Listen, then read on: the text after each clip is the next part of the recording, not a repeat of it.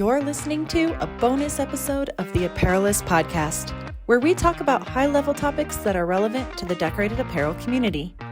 Tune in monthly for regular episodes and enjoy this special edition. Hello, all you Apparelist fans out there, and thanks so much for joining us for this bonus episode of the podcast.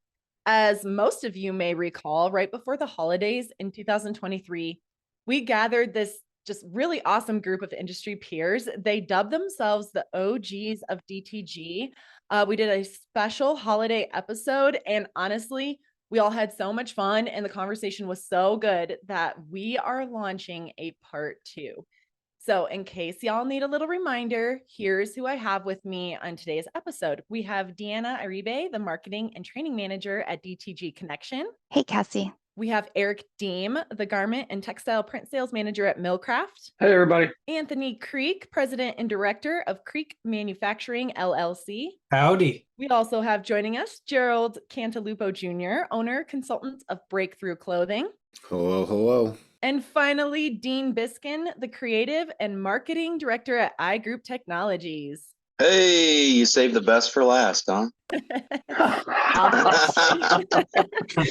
Oh, it's starting like that already. Yep. Yeah, why not, right? Let's just start in on a good little jab there. Well, thanks you all for coming back to the show once again. For our part 1 of the episode that you all did, we focused a lot on the education side of DTG. We really dove into the networking aspect, how to leverage your resources. But for this episode, I want to go a little bit different of direction. I'm thinking, let's talk big picture. Let's, all of us share our thoughts on what you all think is going to happen in the next few years. A lot of global influences, a lot of technology like AI impacting the apparel decorating community. But there's some big things happening. So I want to hear what everybody has to say. So building off of that last episode, we started talking about AI in the industry, and I'm really curious to hear what some of you have to say about that. Eric, let's start with you. Where do you see AI being useful in the apparel decorating industry, but maybe with DTG specifically as well? Sure. Yeah, I think that it's awesome. Everybody's probably a little bit afraid of AI right now, but you have, services like Midjourney, which can essentially eliminate an entire graphic arts department as long as you have people who understand the AI and how to develop the art. And I have seen some amazing artwork come off these AI generators that has really blown me away. So, a lot of times we'll see people, a big question gets asked all the time. People will buy machinery and don't even know what Photoshop is. And they'll be like, where do I get my art? What do I do? How do I do this? And now it's not go to Shutterstock. You don't have to go to these places and have subscriptions. You just got to understand how to prompt Midjourney or another AI application to build you whatever you want. And it is, I'm blown away every time I see another OG of the print world, Marshall Atkinson. When I see his stuff, he posts on Facebook, I'm just blown away. I just can't believe it. And then, with somebody like Dean, who actually is a degreed graphic artist, he's out of a job.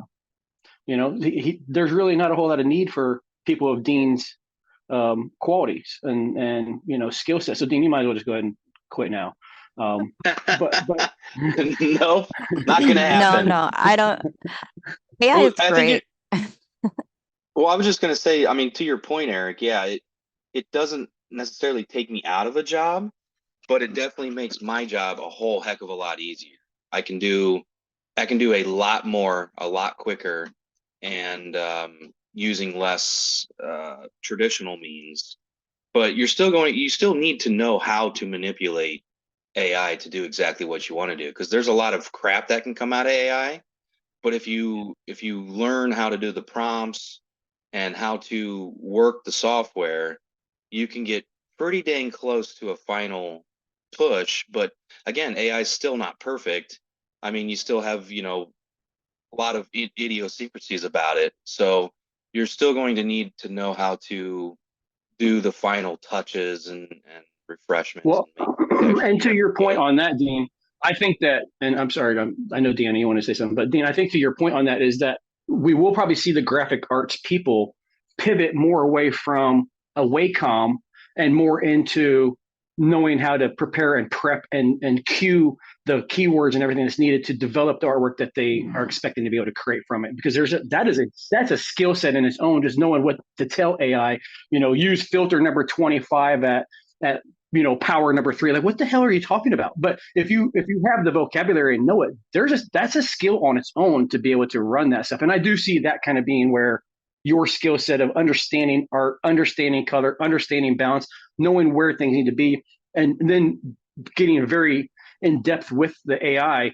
being able to manipulate it and control it and make it do what you want it to do is the time. It's like you said, you're not just going to go on there and say, hey, draw me a picture of a dog, and it's going to give you what you want. You've got to really understand, I want something that's postmodern with grungy background, this, and all these different keywords to make it do what you want. But I think it's really cool. It's basically we have to like, teach ourselves how to speak to robots. You know what I mean? And that's a learning curve in itself. And tag along with Dean here, as graphic artists, we know exactly what we want in like the big picture, right? And AI can definitely help us get there, but it's never going to give us exactly what we want. That we're not going to create like a 2-page prompt for it just to create something. It's better for us to do it on our own because, as artists, we're never really happy with our work, and no matter what, we're always going to tinker with it to get what we need in the end. Right, you hit the nail on the head. It's kind of like a customer coming to you and saying, hey, look, I want a logo and I want this, and this in there. And then you produce a logo for them and they're like, well, that's not what I wanted. Is it close? All right. Acceptable? Then all right, we can move on. So it's the same concept. Interesting. Gerald, do you see, or anybody, I guess, but Gerald, do you see AI playing out differently in the DTG or digital world versus like screen printing and more of like that analog side? I mean, I would say yes, just because a lot of the stuff with the screen printing, right? You're going to limit your colors. Not everybody does simulation process. Not everybody wants to do, 10 screens. So yeah, I definitely think that with the DTG world, it'll have a huge impact because you're already starting to see it on some websites where kind of like iStock and Free Pick, like Eric mentioned, where they have AI generator on there where you find an image you like and then you can still slightly modify it.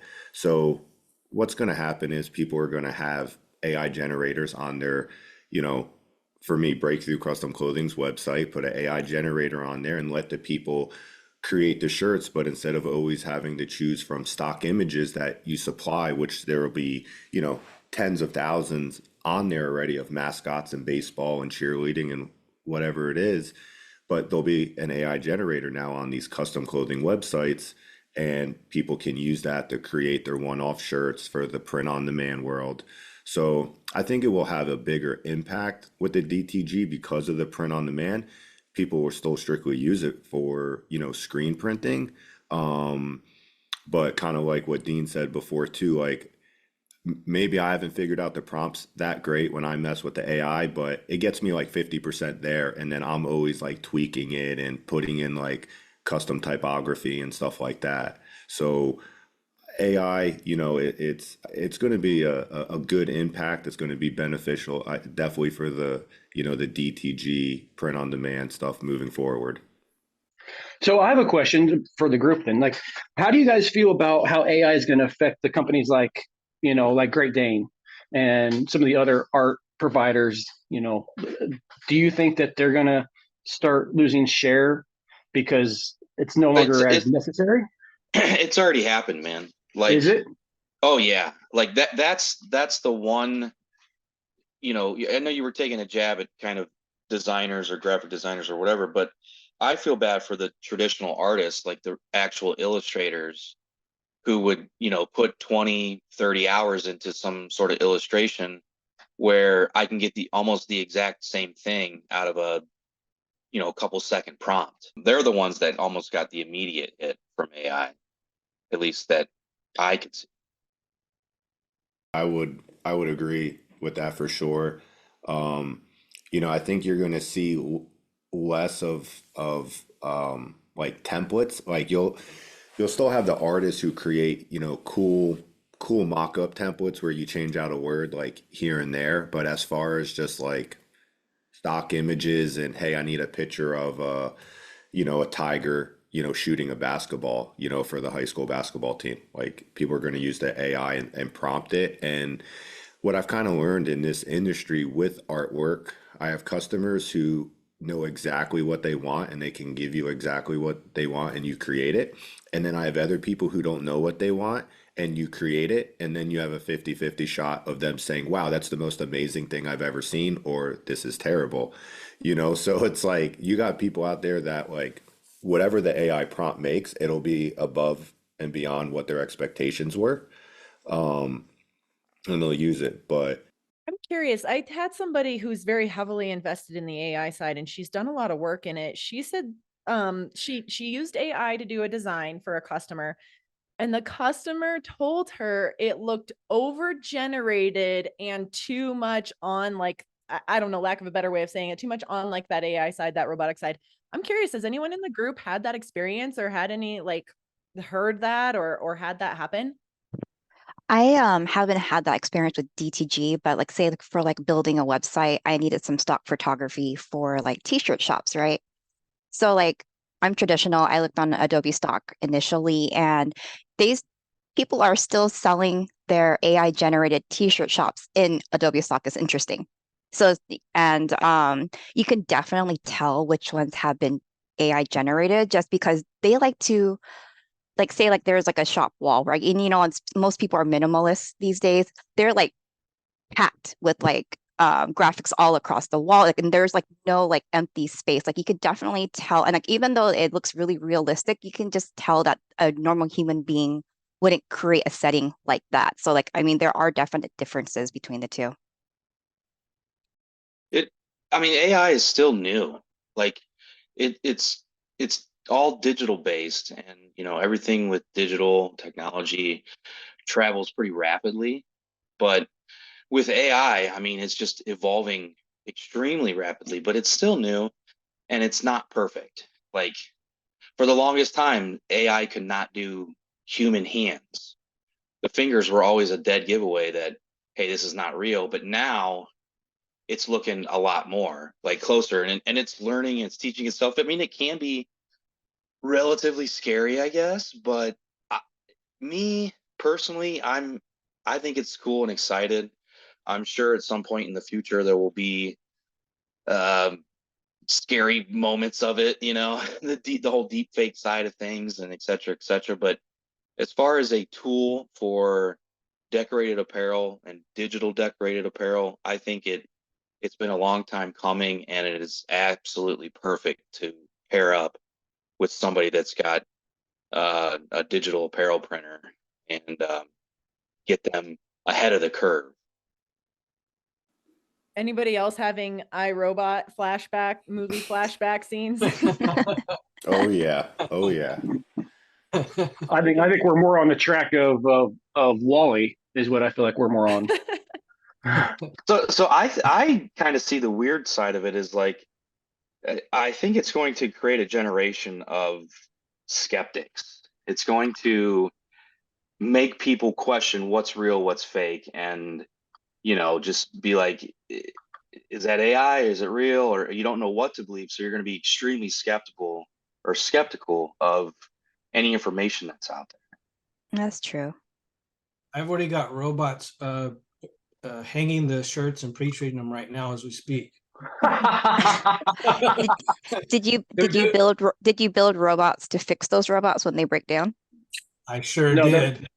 I could go so many ways with that, and I'm gonna just keep my mouth shut. Okay, well then let's move the conversation along in that light. So zooming out, AI is obviously not the only technology. It's a hot one. It's a popular one. Everybody's talking about it. Blah blah blah blah blah.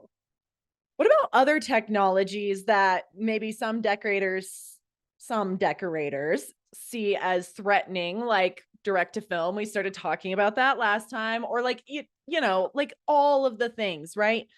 Some people are seeing all of these new technologies, all these changes as a threat. Some people are seeing that as tools. So what's your stance on that? Anthony, maybe I'll start with you. What's your stance on that? I mean, how do we embrace technology as a tool rather than a threat? Well, DTG is gonna still have its place. Whether or not, people are like super direct to film or not. The costs are still a lot lower than direct to film process. It's going to have its place. Direct to film is not going away. It's just an addition, just like, screen printing is going to be there. Embroidery still has its place, even though you can make files look like they're stitched and digitized and then pressed on a shirt. People still want that embroidery feel and touch and look. But I think when more manufacturers get involved, because right now we're seeing a lot of like stuff from overseas, and people are getting into it that don't really know, how to troubleshoot printers, and they're having to troubleshoot them on their own.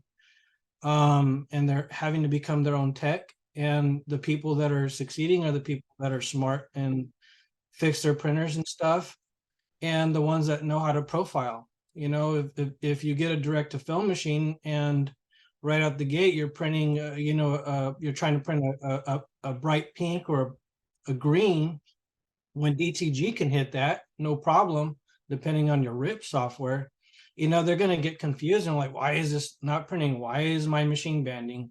All these problems that are pretty easily fixed with a decent direct to garment printer, and right now support, is there for DTG depending on which, printer you get. But a lot of the obstacles right now we're seeing is machine issues.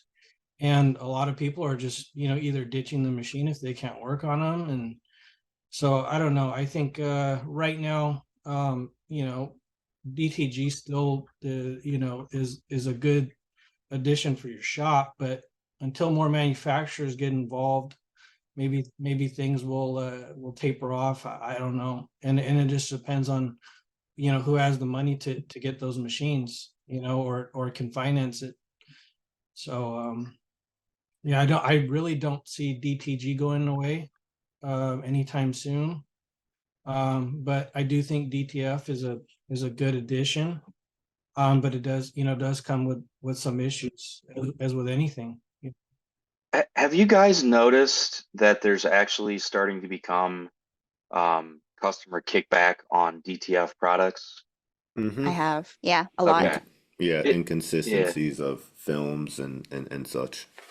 Well, like where actual customers are, maybe they're traditionally a screen print customer for some company, and that company's transitioned into offering more DTF focused results, and then the customer saying, I do not want DTF, which to Yeah, me is it's almost like that DTF bubble grew up and exploded so quickly that it's starting to let a little bit of air out, which is interesting.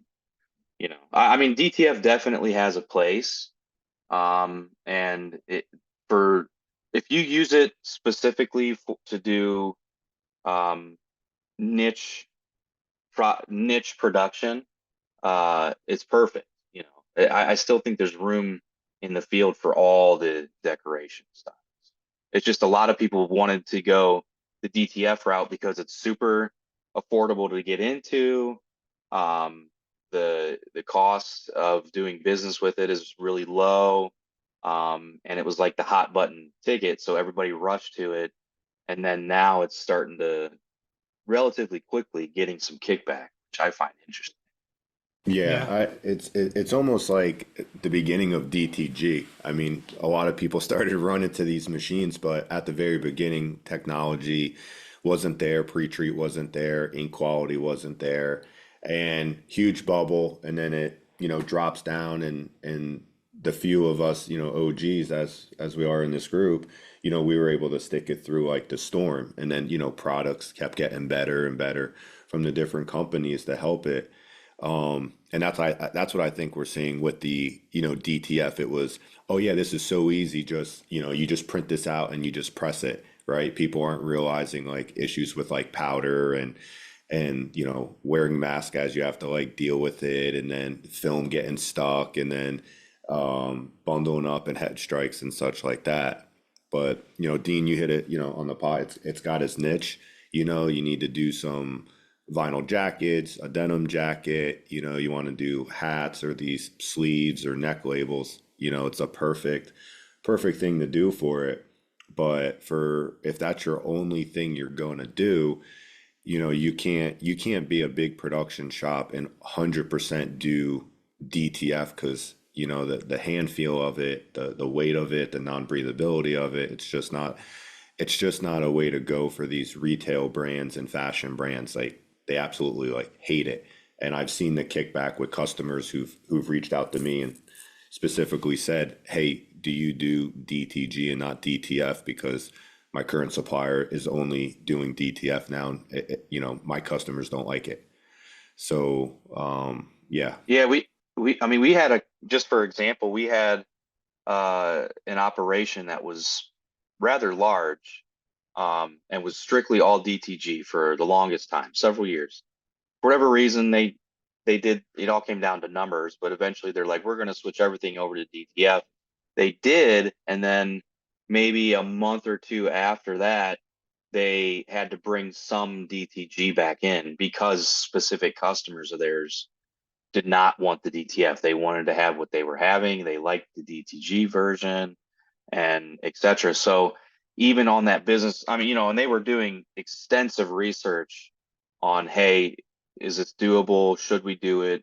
How's it going to impact business, etc., etc. They made that switch, but then had to backtrack a little bit. So it's interesting. I see it being a lot easier for people to jump into DTF because they're able to convert, the small, paper printers and just, slide the sheets through. We can't do that with DTG because we have to have an actual platen for our garments. So, I've been having a lot of people contact me asking me, hey, is there like a beginner DTG printer? There isn't. We don't have like a $4,000, $5,000, printer that's been converted to do DTG because of that fact. And so that's why people kind of, go back to DTF, but then they're also, discovering all the issues that come with, converting a paper printer and not really understanding the industry and the ink chemistry to make your business work, and also the printing speed as well. Yeah. Deanna, did you see the newest it's quote unquote desktop DTG that Epson's going to sell? Yeah, the Yeah. Kind of 1070. smaller. Yeah, the 1070. Yeah, it's kind of cool that I think it's filling that gap where you said your customers were looking for a beginner DTG machine. So I'm it's going to got interrupt you there because that's already been done. Rico and Roland brought out the little. Yeah, but it didn't have white ink though. It didn't. I know, but it was a colossal failure for both companies. I mean, they were giving them away. If you bought a BN20, you got a free DTG printer. You buy a plotter and you get a free printer. There was a huge failure with or without white ink. Well, I think that was the biggest factor, though. It's the print area. It's the size of the print area. No one wants to print 10 by 12. I print a lot of 10 by 12s. Do you really? You don't print at all. Shut up. Oh, burn. I'll go into the print room right now, I guess, and just put my head down. But what I have found interesting is I have been looking. So like my daughter is 7 going on 18, and a lot of her clothes, it seems like a lot of and this is at like a Target or whatever. I can't remember the brand, but it's all DTF. I can tell just by the way it feels. I can tell by the stretch. And it seems like it's a really good fit for the kids' clothes, because if DTF is done properly and you got good film, good ink, good powder, all of those things, and this is the same with DTG. If you have crappy ink and crappy pre-trim and a crappy shirt, you're going to have crappy results. So the same exact mindset has to be put in place with DTF. But I think it's because the DTF prints are, from what I can tell so far, have been very durable for kids. They're constantly stretching, taking them on and off. They're playing in the mud. And they can just take a lot more abuse, it seems, and have the stretch, abilities as kids are growing and stuff like that. I was very shocked. And I first noticed it off of neck tags, and I could tell that it was a DTF tag just based on, unless they put a lot of stretch additive into the screen print, but it did not feel like Plastisol, right? We all know what a Plastisol print feels like. We all know how that hand feels. This was 100% a DTF style of an imprint, and it kind of shocked me to see that it was mainstream at a retail giant like a Target. It's definitely not going to go away, like everybody said. There's no way about it. And I do think that a lot of people, like we talked about in the very beginning of this with the AI thing, people see the shiny, they have a heat press, they have an Etsy shop, they think, oh, I can do this. And they don't understand that they're getting themselves into a commercial printer. Or they buy a cheap printer like they did back in the day with DTG, back with the T-Jets and all of that world. And it taints the industry, because then you have people who are buying machines and they spend $1,500 on a printer, and then they spend 3 days online trying to figure out how to fix it. And then they're buying ink off of Alibaba, and then they're buying film from wherever, and they wonder why their prints look like trash. And then they blame the market, they blame the technology, and it's not really the technology, it's the combination of everything wasn't put together properly to be successful. And people are just going at it ad hoc. And I don't think that that's the right way to do it. I mean, obviously, I'm not trying to sell to those types of customers. I'm looking for people who are, want to buy a purpose-built machine. These aren't hobbyists. And I get it. If I was a hobbyist, I would be probably looking at DTF as my solution as well, because there are a lot of benefits, especially when it comes to the application process. I think that that's a big driver for people too. When they come to me and they're looking for equipment, and if I'm going to put them in a DTG printer, or I'm going to steer them towards DTF, is a lot of it has to do with A, what's their business model? B, what type of substrates are they wanting to print on? Are they doing gang runs? Are they a retail store where somebody's coming in with a flash drive and wants 3 shirts by noon? Well, you're not going to do that with DTF. We're going to do that with DTG. If you want to knock out the black and have some of the really cool, like the flaming guitar, fade off into the shirt, you're not doing that with DTF. You're not going down to the pixel. You got to half tone it. So there's limitations on all of that. But right now I'm running 150 Millcraft logos on DTF so I can make shirts for our staff. And I'm not going to DTG that. I'm DTFing that. They're going on hoodies. They're going on blend shirts and stuff like that. I don't have to adjust anything. I just hit 150 and hit print and come out, and then I just transfer them. So it has its place. There's no doubt about it. But And I was only joking with you, Eric. I myself actually stepped away from being a printer. I started as a printer, went to manufacturing side. Most of you guys know this, except for Cassie. I'm going back into printing. So I'm starting a company where I'm printing my own designs. I'm also doing, private label and selling the printers. But my plan for the designs that I want to sell in the TikTok shop, I'm going to do a combination of DTG and direct-to-film, not just like this simple combination of like the logo, like on your neck label and then like DTG front. I'm actually trying to combine the 2 different processes to get the kind of effect that I'm looking for to make something unique. So not just complementary in your shop, you can definitely make it complementary in your artwork and your final product for when you sell to other customers. I got a question for the group, since we were talking about, the future and is DTG going to stay and DTF and such. Do you think DTF would go away if at one point in, say, the next 5 years, you didn't have to use pre-treatment anymore? And I'm not talking about because like t-shirt manufacturers have them like pre-treated, but somebody developed an ink that you could just literally load up your shirt on the platen, hit print, and it's done. I don't think so. I don't think it'll take away DTF. It'll definitely affect the industry. But it's funny that you brought that up, because we've been talking about that, Gerald. I don't know if you guys saw that there is a direct to screen printer out that is for making screen printing screens, but it actually prints emulsion like directly to the screen. So there's already head technology out there that's moving a pretty viscous material. So, I mean, time is, I think it's inevitable that eventually there will be a printer that is able to run white ink direct to the shirt with no pre-treat. So yeah, I think agree. That'll be, and for our company particularly, that's insanely scary. But it's still really, really cool, because we make a ton of pre-treat, 10,000 gallons a day if needed. So technically a ton is 2,000 pounds. So yeah. Well, then it's more than a ton. What's 10,000? The weight of 10,000 gallons. Let me hop on AI. 75,000 pounds. Can't, you can't ask me that question. I'm not that kind of Asian. I don't answer math. Oh my God. Yeah. I may be white, but I do have a math degree. So, Well, you were way off, dude, because it was 100,224 pounds. 1 gallon of water weighs 7.48 Oh, pounds. 1 pound, 1 gallon of what? What was that word? Water. Water, and I'm from the Northeast. Water? It's water. Okay? Water. Water. Cassie's over here crying right now. I'm like laughing so hard, I'm like tearing up.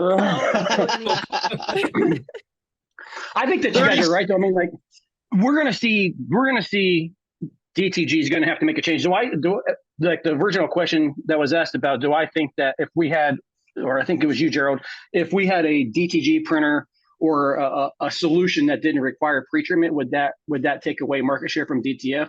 I think it would impact it, but it definitely wouldn't take it away, because a lot of the customers that we put DTF printers into are selling transfers. They're not selling finished product. Exactly. So, and that is, and shockingly, a lot of my customers had no intention on it being that way to begin with, but then they post up on Facebook or TikTok or whatever, hey, look at these shirts we have. And then next thing you know, they're getting DM'd with, hey, can you print transfers for me? I already have a heat press. I've got a Cricut. Mm-hmm. Can you? And they're like, oh, and next thing you know, their entire business model pivots into a Howard Transfers, a Transfer Express type of business model. And they're no longer producing any finished goods. The only thing they're doing is printing transfers. That will never go. I mean, Stalls has made billions of dollars over their existence selling transfers. But now that everybody has, essentially, they have that technology at their fingertips, the market's changing in a drastic way. But the same thing, I think, is going to happen, like we talked about before, with DTG. When we all first got into DTG, there were 50 manufacturers of DTG printers out there. Everybody had a different machine. Everybody's machine was the best, and everybody's machine was junk. And then we actually finally get some big boys that can invest the money into. We all know they were, the everything was TJ. converted. Yeah. Yeah. And, and as soon they're as, all Epson based. Yeah. Exactly. I mean, as soon as Epson decided to step in, yeah. Right. They're all R1800, 2200s, whatever, DX5, DX7 heads, but they're not purpose built. They didn't have the right circulation. They didn't have the right ink chemistry. They weren't being managed properly. And as soon as 2013, when Epson hit the street with their printer, it's like all of them closed up. All of a sudden, now there's out of 50, there's 3 or 4, big players. Yeah. And that's it. And I think we're going to see the same thing in a much more rapid manner. DTG was patented in 1997 by Matt Rome, and then 2001 is when I think the 782 came out, or the 541 came out, and then we had the white ink came out 2005. It took a very long. We're 20 years in before we really have a purpose-built turnkey printer for DTG. With DTF, hell, we're only a year or so into this technology, a couple years, we'll say, and we've already got big players like Mamaki, who are bringing purpose-built machines to the table. I think that the rate of scale and how fast the Japanese and the big boys are going to jump into this is much, much faster, with a much better quality product at a much better price point than what DTG can do. I just think that you have Roland and Mamaki and Muto and Epson. All these people are already in wide format roll-to-roll. So it just is a natural progression for them to convert one of their existing technologies into a DTF printer. And I think we're going to see the same thing where all the Chinese Alibaba brands that are currently being sold outside of Mamaki, which there is nothing else other than Mamaki. Roland has theirs, but it's more of a desktop. But outside of that, eventually, once Epson or once a Muto or another big roll-to-roll company comes into play with DTF, you're going to start seeing those small little Chinese players are going to go to the side, just like it did with DTG. I just think it's going to happen at a much faster rate than what we saw with DTG. We've already proven it we already know white ink chemistry. We figured that out, 20 years ago. We have figured out the pitfalls and what's needed. So a lot of these things, and we've been making transfers in the screen printing world for decades. So the film and papers and the powders, all that stuff has already been developed and available. So I think we'll see a decline in the amount of shops, but I think we'll see an increase in the hardware available to us compared to what DTG was in a much faster manner. That makes sense. I hate to do this, y'all, because the conversation is awesome, but we are out of time. But here's why I don't hate to do this. I'm sensing maybe a series of podcasts with the OGs of DTG. Maybe some more burns from Deanna. I don't know. Oh, Oh boy. I'll have to get my explore Word that. document ready to type some in. Hey, when she burns somebody, Use watch Chat out, dude. GPT. Use ChatGPT. Hey man, I fear ChatGPT. Just kidding. I don't. I use it. I use it. I use it. Let's be real. I'm a Mhm. content creator. I use ChatGPT. It is all what the it is. time. All Yep. the time. And just modify it.